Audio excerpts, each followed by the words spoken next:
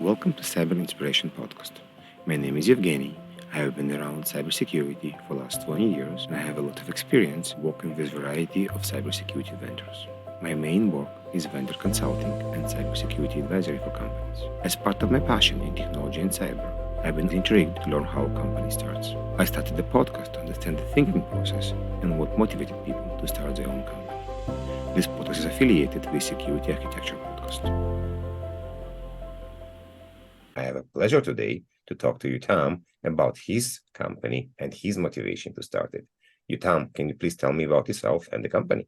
Great to meet you, Evgeny, and thank you for having me here. It's a pleasure to be on the podcast. My name is Yotam Segev. I'm the co-founder and CEO for Cyera.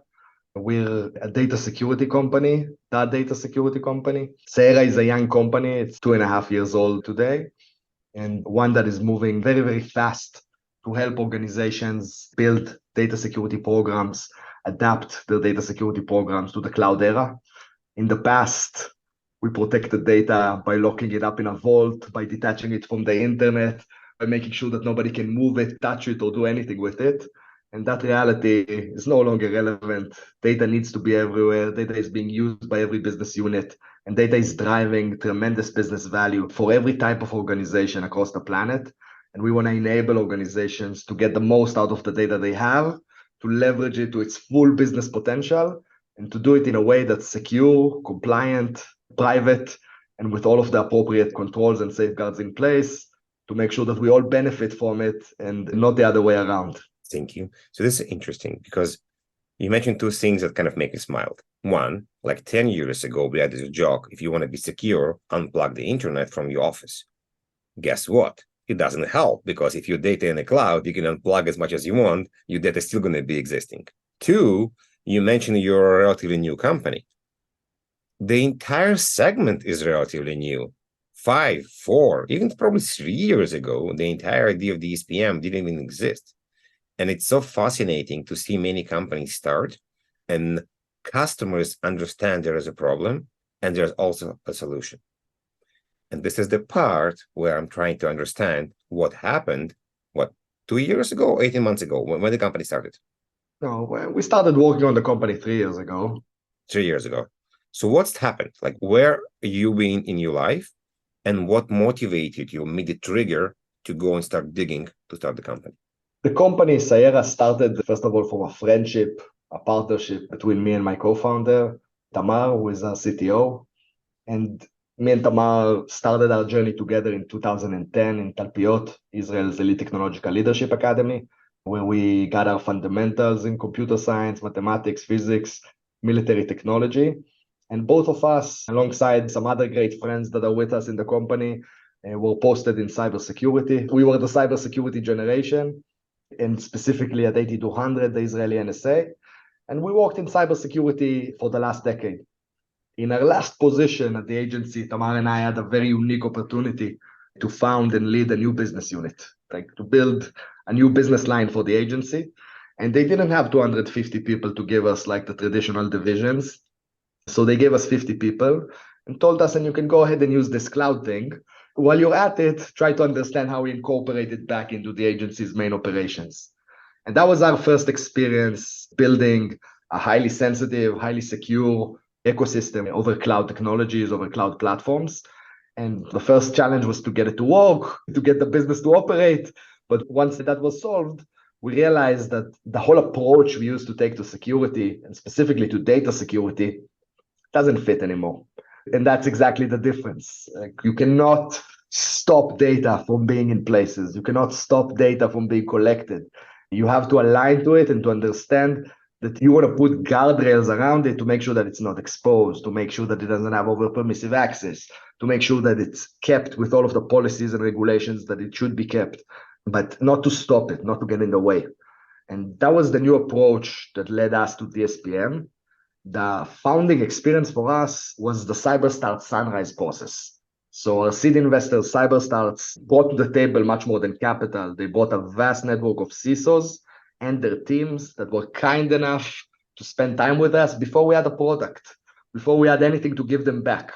All we had was a very curious and inquisitive mindset and the willingness to learn about their realities, their problems, their challenges, what they're experiencing as challenges in data security, and what they're experiencing in challenges in data security, moving to the cloud, moving to collaboration platforms, adopting the data warehousing, Snowflake, Databricks, MongoDB. What is bothering them in these regards? Where do they feel the greatest pains are? And what is lacking in the market in order to answer those pains? You're almost answering most of my questions, but we're still going to go deep into some of them. So my next question was, how did you validate the idea? You answered it because you already have CyberStats bringing you the CISO. But let's go back. You had an idea. You realized you want to do it. Did you actually went to CyberStats? Why would they want to talk to you? What is the idea you pitch to them that will make them interest? Tell me about this process, because many companies have an idea, but they failing to go and raise the money and actually simplify their technical idea in the business needs. So CyberStats is a very unique VC, and they invest in teams more than in ideas. They care about who the people are and what they want to do. And what they want to do, not only from a technological perspective, but it's the impact they want to make. And I think that the connection and partnership with CyberStats was based around that. And it was personal alignment of values, of attitude, and of ambitions, the willingness and the determination to go big. In cybersecurity, most companies don't go big, right? It's very appealing to sell the company for $50 million. There are many buyers who would like a product that they can put into their system. And Tamar and I knew that we wanted to build something that will outlast us, something that would be a big company, a memorable company, a company that will really make an impact in the industry. That's a different mindset than some other teams have. I think that the connection with CyberStats was based primarily around that. We were very interested in cloud data security. That was the area that we wanted to operate in. But I remember them telling us, like, we're investing in you, not in the idea.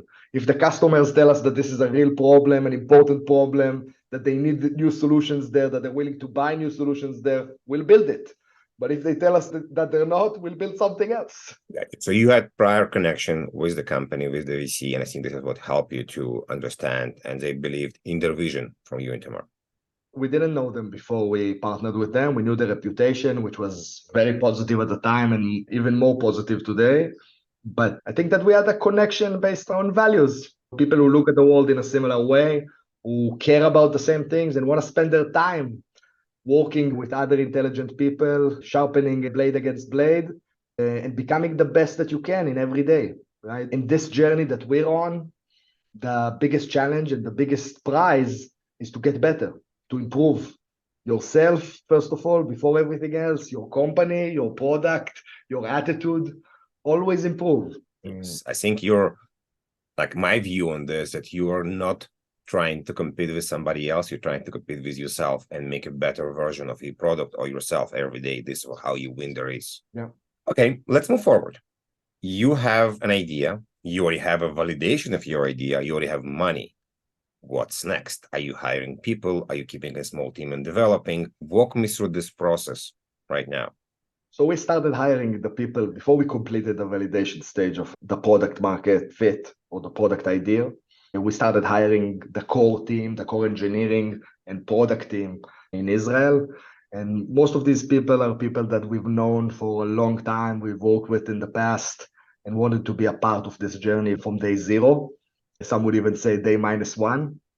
And they joined us, laid the foundation for the product, laid the foundation for our technology. And as we progressed with our validation, we started focusing down the product onto the use cases and capabilities that we saw make the biggest impact for the customers, and that we realized that there's the biggest need for in the market. Because when you think about data security, it's huge. There's so many things you can do. Even today, Cyera only solves parts of the problem. We have way more to build and more to do. And the magic is to be able to really tackle the greatest pain points in a very simple way, in a very easy way.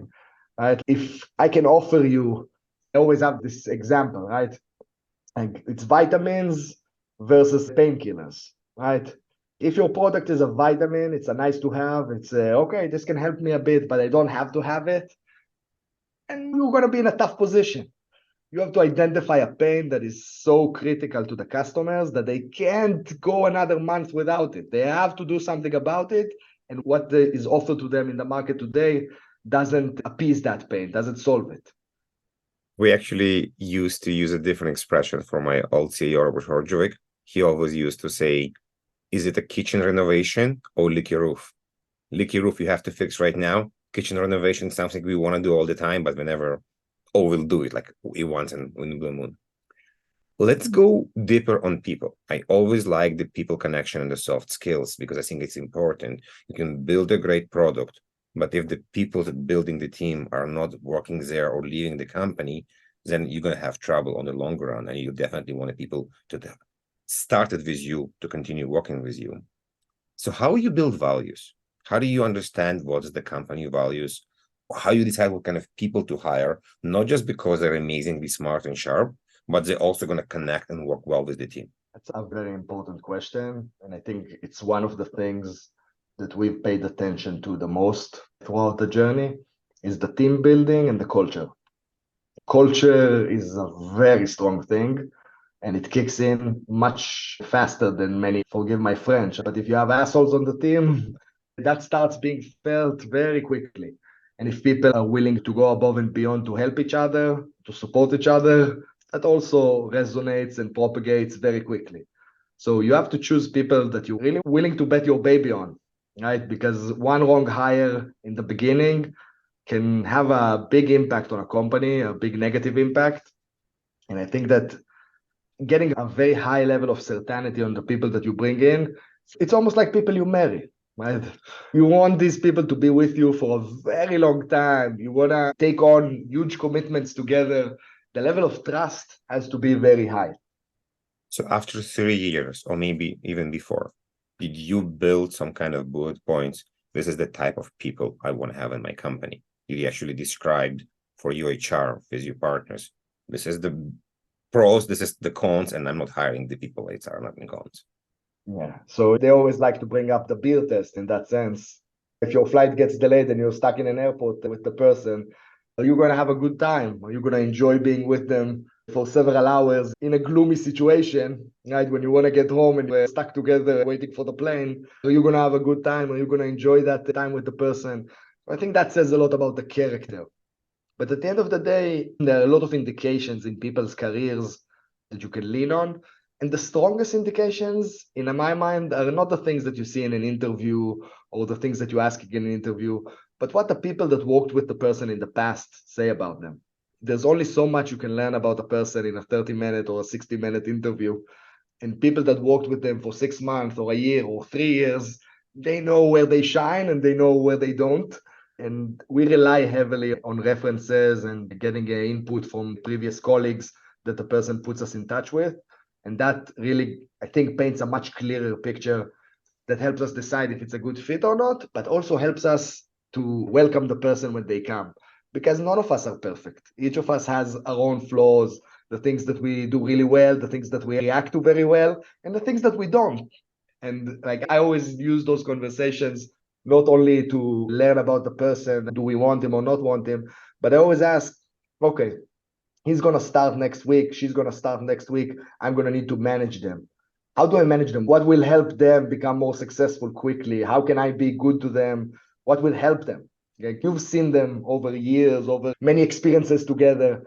How can I, as a manager, support these people to the best and give them the best start in the company that they can have? Nice. It's a good one.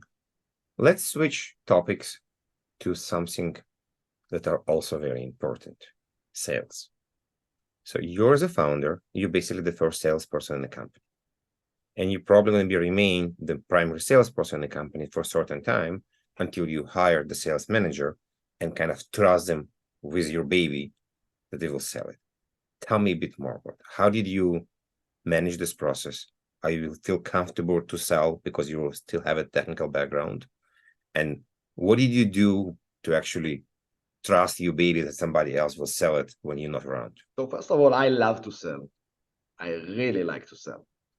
And my co-founder, Tamar, who's much more technical and much smarter than me, also loves to sell.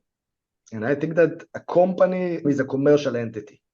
Like, you don't have a right to be in the game if you're not selling, right? And I think that's the strongest indication for product market fit. It's not that somebody is willing to plug you into their environment. That's very nice. But if somebody is willing to take money from their pocket, from their budget, from their limited resources and give it to you because you're valuable to them, because what your product does is valuable to them, because they see that this is something they need and is going to help them today and in the future. And I think that product market fit without sales is not real product market fit, right? You have to get to that point where people value your product, value your offering enough that they're willing to spend money on it. That's the most important indication in my mind. So we have always been very much commercially focused. And we do that because we knew in the early days that would drive us to the best product. If customers don't want to buy it, that means something about the product. You don't have a great product that the customers are confused. The product is not the right product. It's not something they care about enough in order to spend the resources on. Makes sense.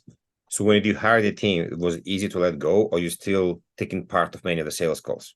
I think just now is the first time that I'm starting to let go.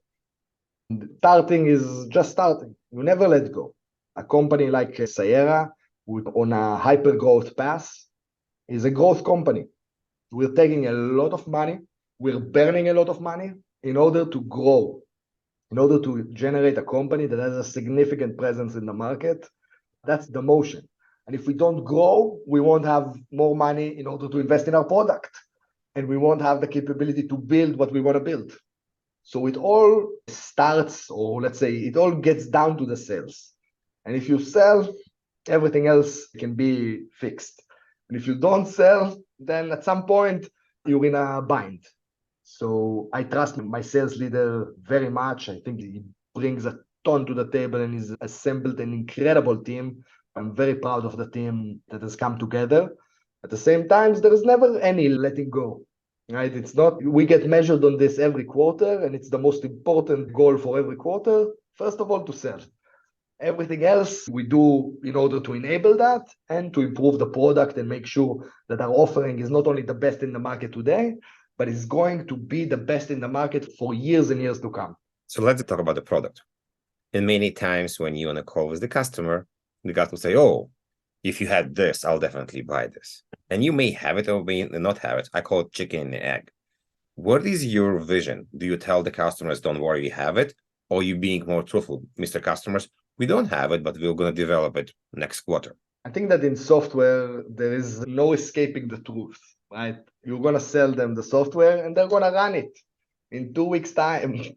So the gap between what you say or what you pitch and the truth cannot be big. If it's big, you're going to be in a big problem.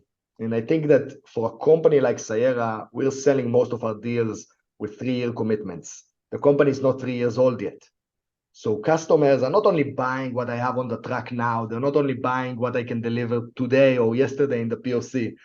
They're buying the roadmap, they're buying the vision, they're buying the partnership and what we're able to do. And I think that the customers see, for example, the fact that we've managed to raise $160 million in 2 years. They see that as a sign of strength and as a testament to our ability to continue to raise more money, to continue to invest in the product, to continue to lead on the product front and deliver the most comprehensive and the best data security platform for the cloud age. I'm sure when you started the company, you were very confident in the product and the idea. But sometimes stuff happening and it's not easy to understand if you're on the correct path. Is there something happened during your building the company that showed to you, okay, I'm on the right path, this is the right product, this is what we need to develop, or maybe we need to pivot? So I would say the opposite. When we started the company, we were very unconfident in the product and in the idea, right? Like, we always rely on the market. Everybody has ideas. I have ideas, my friends have ideas, the VCs have ideas, the CISOs have ideas. Everybody has ideas. Ideas are all over the place. The question is, what does the market really want? What is the market really willing to spend on? And we relied on validation through business. Once you see the business come in, once you see that customers tell you, I am paying for that, I want to buy that. Like what you showed me in the POC, I want it. And I'm willing to spend money on it, to spend my limited resources, my budget on it. Then you know that you have something. And when you see those numbers start to get big, and when you see the type of companies that you work with become the leading companies in the world, companies that have all of the resources and all of the problems, then you know that you're on the path that we wanted to be on.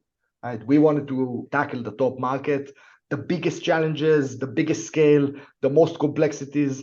That's where we wanted to operate, right? Because that's where we excel. That's our background, solving very complex challenges. There are other great companies that solve relatively simple things, do it in an amazing way, and have tremendous value, right? But we come from deep technology in the military. We come from hard problems in cyber. We come from a background that took us to go after very, very meaningful problems for our customers, but also problems that are very hard.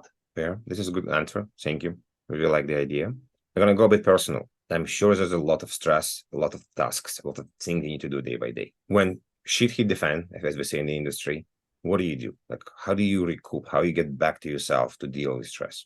Like having a lot of work, it's a constant reality. You're always going to have more work than you can do. You're always going to have more work than you can chew off. You're never going to be inbox zero. Right? You're never, ever going to be there. But stress is mental. Stress has to do with how you experience the challenge, right? And my focus and my co-founder's focus and what we try to do with the team is to have a really good time. And that doesn't mean we don't work our butts off. We do. We work like crazy. But we don't do it because of the stress. We do it because we want to. We do it because we're excited about what we're building. We're passionate about what we're building. We're passionate about our customers. Like the opportunity that we have to make an impact is huge. And not many people get an opportunity like that. And we want to take it and do everything we can with it. And it comes from a place of passion, not from a place of stress. And that doesn't mean that you don't experience stress. But I don't go through my day to day in a stressful set. Like I don't feel stressed. I feel tired sometimes. I feel a little worn out sometimes, but I don't feel stressed. I feel excited. I feel passionate. The drive and adrenaline keep you going, and you happy with this. This is interesting. This is cool. We're gonna change tracks. We're gonna talk about something I call a dark side. And everybody that's listening, this is where we talk about stuff that didn't go well as you expected. And this is maybe potentially bad experience or experience when you learned something and you changed. So please share some stories, customers, people, of course, not mentioning anyone, that didn't go as you expected, and it was a lesson learned, or was just something that was hard for you. Where do I start? I think like some of the hardest things that I had to deal with on this path, on this journey, was feeling that uncertainty about what you're building when it started getting big, right? And from a place of pragmatism, you wanted to be very sure of the value proposition. You wanted to be very certain. And when you felt that, okay, there was already a lot of people that came into this, there's already a lot of money that came into this from the VCs, and we didn't have that clear, strong validation yet from the market, that was something that was worrying to me. I was a bit concerned, okay, I don't want to spend all of this effort, all of this energy, all of my friends, my people's time on something that's not going to happen in a big way. And that was a hard period when there were already a lot of resources involved and a lot of people involved, but not enough results yet that it's going to be something huge. This is interesting. Yeah, that's a good story. Looks like you are able to overcome and you're here right now. So this is good. Anything else? Yeah, many stories. Maybe a customer bad POC. Yeah, I think like in the early days, when we started, we had very limited coverage. Right? We didn't cover all of the cloud providers. We didn't cover all of the ecosystems that the customers had. And we had a conversation with a very known CISO of a very known company. And the whole conversation was super exciting. He was excited about the product. He was excited about what we do. Everything was great. And he said, I want to start a POC next week. Let's get going. I'll send you the paper. I have budget here. And then at the end of the call, we're like, what environment do you have?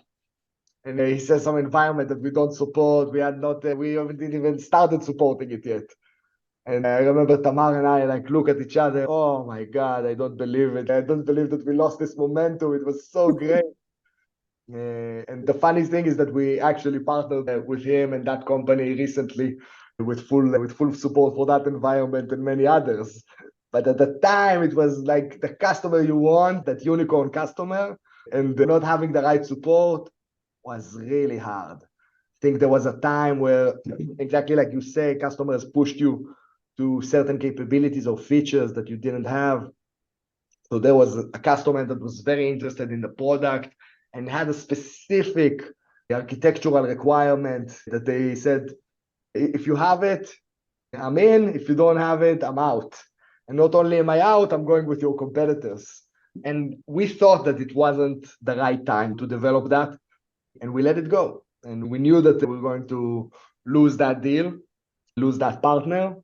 And that was really hard because in a very competitive situation, it's not easy to make it a decision of what's good for us in the midterm and not like, how do we get this specific thing in? I think sometimes you have to let go and move on because you have a greater good to support, and not just as one of the CEOs I was talking to. You don't want to become a DevOps shop for one customer. Yeah, for sure. Great. Yotam, thank you very much. I think we have spent like 30 minutes together. I don't know how time flies so fast. I really enjoyed the conversation. Thank you for coming and joining today. Thank you, Evgeny. It was great to be here. Awesome. Everybody that's listening, thank you very much for listening. Please continue listening. Move to the next episode as well. We'll have more content to come. Thank you, everyone.